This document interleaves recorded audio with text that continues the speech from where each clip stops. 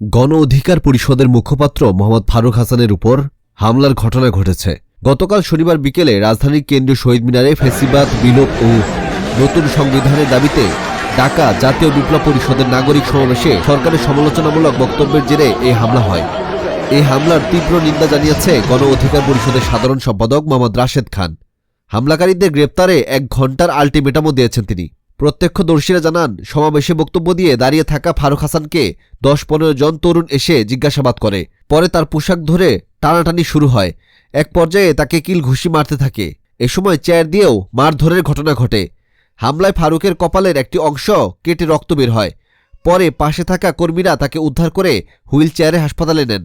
আহত অবস্থায় Dhaka medical college হাসপাতালে সাংবাদিকদের ঘটনার বর্ণনা দিতে গিয়ে ফারুক হাসান এই হামলার সঙ্গে ছাত্রদল জড়িত রয়েছে বলে দাবি করেন। পরে যদিও তিনি এবং তার দল এই অভিযোগ প্রত্যাখ্যান করে বিপ্লবী পরিষদকে অভিযুক্ত করেন।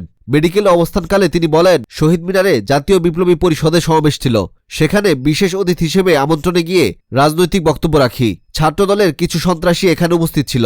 আমি বলেছি, আমরা জুলাই আগস্টে বিপ্লব করেছি একটা বিপ্লবী সরকার গঠনের জন্য। আমরা অন্তর্বর্তীকালীন সরকার চাইনি। আমরা হাসিনার সংবিধান ছুঁড়ে ফেলে একটি বিপ্লব সফল করেছি। যারা 5 আগস্টের পর ক্যান্টনমেন্টের সেনাপ্রধানের সঙ্গে বৈঠক করেছেন, সেদিনই মূলত অন্তর্বর্তী সরকার গঠনের সিদ্ধান্ত এসেছে। বিপ্লবী সরকার না হওয়ার কারণে দেশে অস্থিতিশীল পরিস্থিতি বিরাজ করছে। বিপ্লবী সরকার না থাকার কারণে দেশে সমস্যা ও সংকট তৈরি হয়েছে। সেই পরিস্থিতিতে আমার এ বক্তব্য শতভাগ সঠিক। তিনি বলেন, আমার এ বক্তব্যে ক্ষিপ্ত হয়ে ছাত্রদলের নেতাকর্মীরা হামলা করে আমাকে আহত করেছে।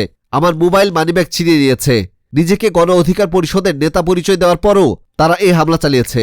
পরে ফারুক হাসান বলেন, আয়োজকরা ভুল তথ্য দিয়ে বলেছিল যে ছাত্রদল হামলা করেছে, কিন্তু হামলা করেছে জাতীয় বিপ্লবী পরিষদের নেতাকর্মীরাই। গণ অধিকার পরিষদের সাধারণ সম্পাদক মোহাম্মদ রাশেদ খান জানান, অন্তর্বর্তী সরকারের সমালোচনা করায় ফারুকের উপর হামলা করেছেন জাতীয় বিপ্লবী পরিষদের নেতারা। তিনি আরো বলেন, 2 ঘণ্টার মধ্যে হামলার সঙ্গে জড়িতদের গ্রেফতার করতে হবে। পুলিশ যদি হামলাকারীদের বিরুদ্ধে ব্যবস্থা না নেয়, তাহলে আমরা কঠোর ব্যবস্থা নেব। গণ অধিকার পরিষদ নেতা আবু হানিফ বলেন, সরকারের সমালোচনা করায় শহীদ মিনারের জাতীয় বিপ্লবী পরিষদের নেতাকর্মীরা ফারুক হাসানের উপর ব্যাপক হামলা চালিয়েছে, কপালে ছুরি দিয়ে জখম করেছে।